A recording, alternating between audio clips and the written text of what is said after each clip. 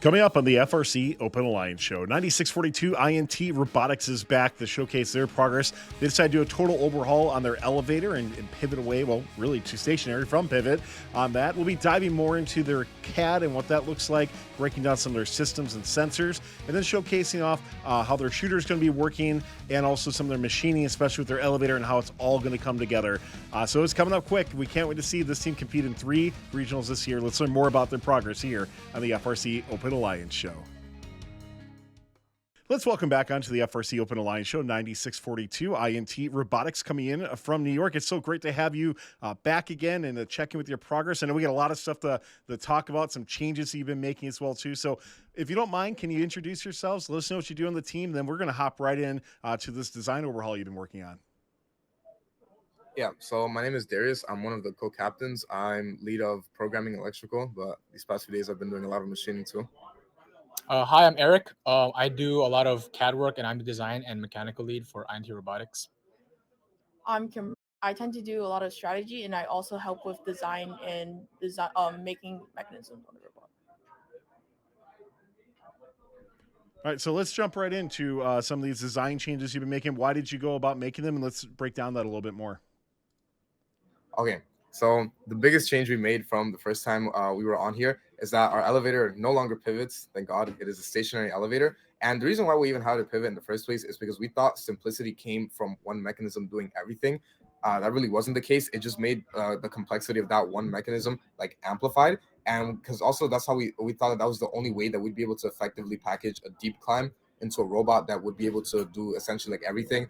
I like scoring L1 to L4, scoring in the barge, ground pickup. But as we'll cover over later, we have other mechanisms that can now compensate for that. So now we want to have our main mechanism, the elevator, be the most reliable as possible. And we decided that a full width stationary elevator would be the best way to do that. And so Eric can go into detail about our pretty much fully custom belted elevator. Yeah, absolutely. Thanks, Darius. So regarding our belted elevator, the kind of how it works is still the same as last time, except as Darius said, we've gone full width. And the reason for this was we were kind of facing 2 problems at the time. One, the carriage was kind of too small, and we were kind of questioning whether the coral could actually fit through that gap. And second of all, we were actually having trouble finding a way to like stably mount the elevator onto a robot. And by making it full width, we're able to kind of rest the stage on the kind of chassis railings. So by going full width, we killed 2 birds with 1 stone by giving us more room for coral to fit through the middle, as well as having more stability. And regarding the elevator, before Darius talked about how we were trying to package climb with the elevator, and this is our old master sketch where we tried to maybe have some sort of intake on our elevator that would kind of lift our robot up so that we can shallow climb.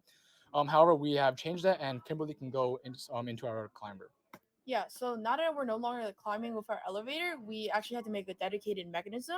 So on the edge of our robot right here, we have a climber that actually uses a C channel right at the end that would grab the top ledge of the cage that hangs, and it'll pull it all the way into the robot and turn it like a lot.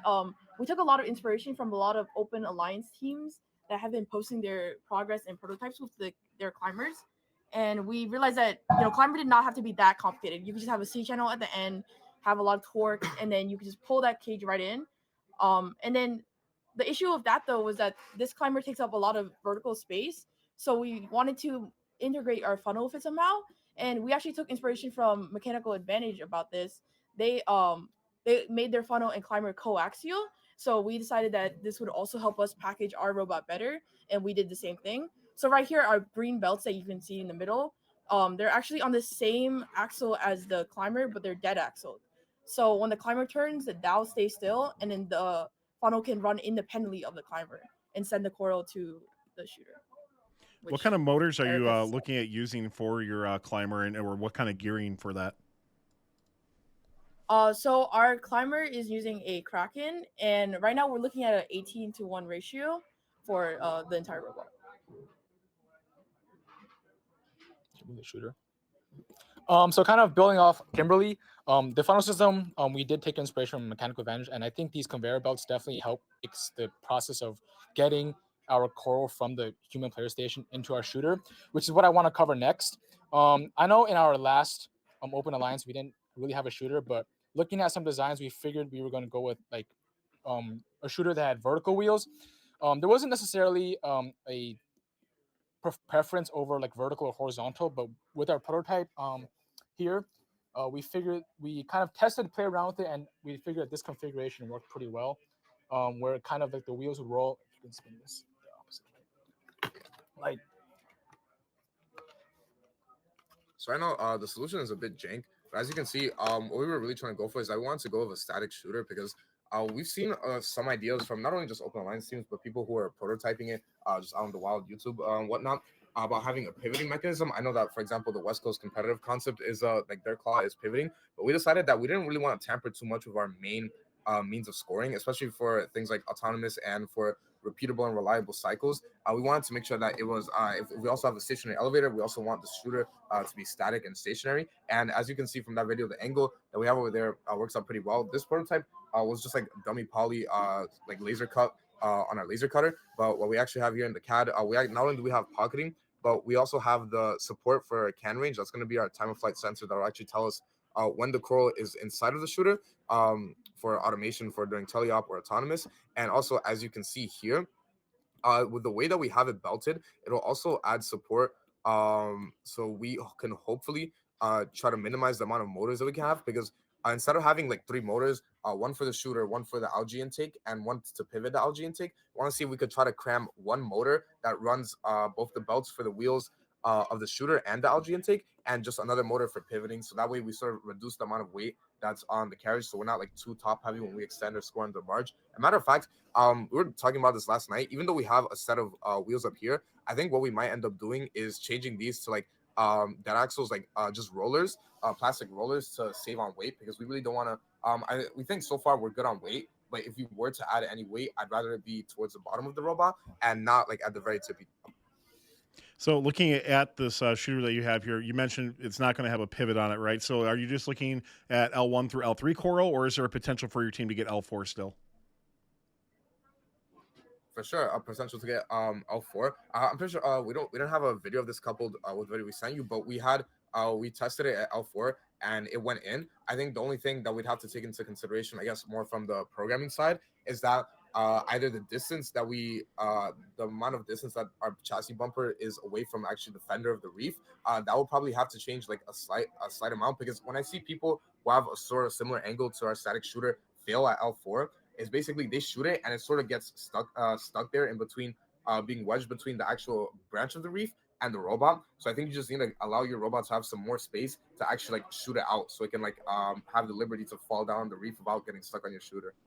Yeah, we actually, I recall that when we were filming Cranby Alarm, they had the same issue with that early on as well, too. So I agree. I think with the right tuning, you can get something like that happening quite well. So I look forward to seeing, what your team does for that tuning, and of course, some updates on what that looks like as well, too. But that's really cool. Where are you at in terms of manufacturing? So I know you made that big change, right? And you got a couple things manufactured. Where's kind of your next steps for that? Oh yeah, so these past few days I've been going crazy on the CNC machine. We have all 6 Versas that comprise the whole 3-stage elevator machine. I just took one off, took one away from the hands of the assembly crew just to show it off right here. We have weight saving patterns all across. We added some space so the bearings can actually roll in it, because we didn't really want them to go over open gaps. We have the mounting holes for our 1/4-inch plate that will attach it from the chassis to the elevator, and we have all the bearing blocks attached. It's just a matter of like congruency and actually putting stage 1 to stage 2 to stage 3, etc. But everything that we need for the elevator itself is manufactured. The chassis is all assembled. It's in place. I think what the goals are for this week, moving into the weekend, is just physically putting every mechanism onto the robot. Because right now, even as we speak, the plates for the funnel is being cut. The shooter just got done pocketing. It's just a matter of wrapping things up and fully assembling them. So before we wrap up on here, I do want to ask you about, from a programming side of things, like what is your team looking at doing for autonomous? Are there any automation capabilities during teleop you're looking at doing? Can you break down a little bit of that for us? Oh yeah. So Eric, if you could go back to the master sketch, the assembly. So we want to have one camera that I think is going to be crucial, and we actually accounted for in terms of making space. Right beneath the shooter, we're going to want to have a plate that's going to have a Limelight 4.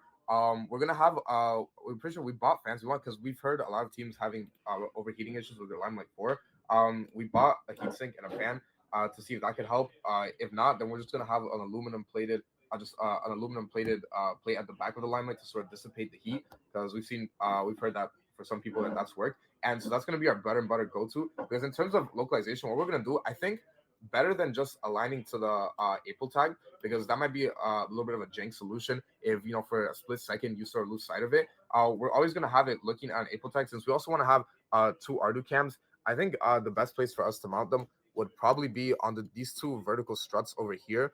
That actually that sort of double as climber and funnel support. On these sides, we're going to make mounting holes for the cameras. So the idea is that with a 3-camera system, we almost always look at an April tag, so we know our position. So instead of aligning to it just by doing like simple PID to the April tag, I'd rather just make the same path planner routines and trajectories that we're going to use during autonomous. We can just generate one of them on the fly during teleop. I'd rather go towards those, which would be more consistent for like automating like scoring cycles like to the human player station and back.